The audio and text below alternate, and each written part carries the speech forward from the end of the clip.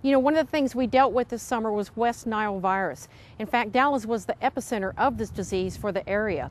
Of course, the aerial spraying took place in late August. We all know about that.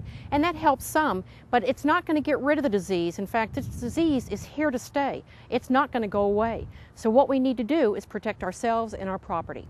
Let's go out to the service center. We'll visit with Perry Kittles, and she's going to give us more information on what we can do to help prevent West Nile virus. So Perry, does the city have a vector control program? Yes, in the Environmental Health Division we have a program for vector control, and it's called Integrated Mosquito Management, and it's basically 4 different areas that we look at. That is surveillance, source reduction, larviciding, and adulticiding. And in our surveillance program we look at what do we have disease in this area. So we trap mosquitoes and test them for diseases such as West Nile virus and St. Louis encephalitis. Source reduction is working with residents to reduce sources, mosquito breeding sources around their home, where, for instance, bird baths in your backyard, pet dishes, gutters where leaves may get in your gutters and hold water, flower pots, tires. Swimming pools is a big issue. If you have a resident near you or a vacant property that has a stagnant swimming pool, then please let the city know, and Environmental Health will work with code enforcement. We will check that pool to make sure that it doesn't have any larvae in it. If it does, we will larvicide it, and we will work with our code enforcement department to eliminate the source completely. Let's talk about the surveillance program first. What does that include? Our surveillance program, it includes trapping and testing of mosquitoes for disease. We work with Dallas County, and we have what's called a sentinel trap, and we set the sentinel trap in the same location every week to monitor mosquito activity and disease in that area.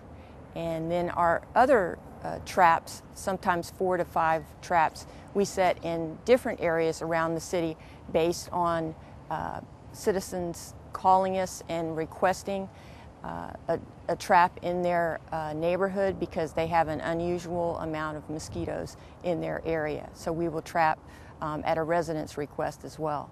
Well, let's take a look at the trap. How does it work? This mosquito trap is called a gravid trap. There are 2 different kinds of traps. There's a light trap that hangs in a tree, and then there is a gravid trap, and this trap is specific for attracting the Culex mosquito, or the southern house mosquito, which carries the West Nile virus.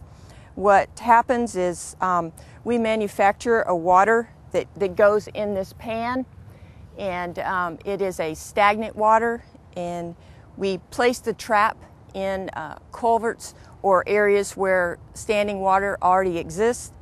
The female mosquito, after she has taken a blood meal and she's ready to rest in the evening, she will fly into the pan portion of this trap, and there is a light suction that takes place when she's in the bottom of this pan.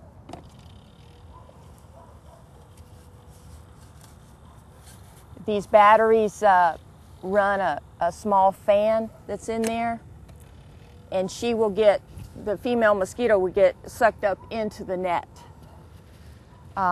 In the morning, we will collect the net and the female mosquitoes and take them back to the service center. We'll aspirate the female mosquitoes out and put them in jars, and we will send 4 of our samples to the state of Texas, the lab in Austin, and we'll send 1 to Dallas County, which is our sentinel trap. Once you identify an area in town that has an excessive number of mosquitoes, what do you do? A big part of our program is larviciding, because mosquitoes are much easier to kill in the larval state than they are once they hatch out into an adult mosquito. So we have a map of the entire city and all the drainage areas. And as early as May, we will go out to all these areas that are within the city and look at what's wet and what's not. And our larvicide actually is what's called Alticid XR, and it lasts for 150 days in a wet environment. So if the ditch or drainage easement is wet and then it dries up, the larvicide goes dormant and then it reactivates. This larvicide also is a growth regulator or a growth inhibitor. So the mosquito larvae, it never is able to, it's still alive, but it doesn't emerge into an adult mosquito to harm anyone. So you may be able to still see larvae, but if it's an area that the city has larvicided, then those larvae are harmless. Do you larvicide areas that are just infested, or have you identified areas that you know need regular larviciding? After a rain, we will look for areas, usually 5 days is the target date if something is still holding water. The best way to eliminate those areas is to fill them in with sand. So that's what we recommend on private property. Sometimes in floodplain areas and stuff like that, that's not possible. But we do look at those areas and try to reduce it as much as we can or larvicide it. What triggers the use of adulticides? Adulticiding in the city of Coppell and in our integrated mosquito management program is a last-ditch effort to try to kill mosquitoes.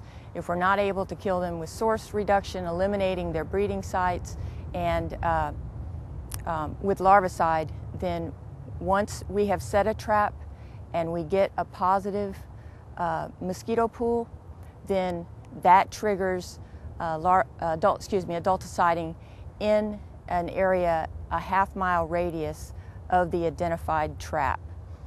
Also, if we had a person who became ill with West Nile virus, we would be notified by Dallas County and we would adulticide just as a preventative measure in the area half-mile radius of their residence. Perry, there's a personal responsibility aspect to this. What do we need to do?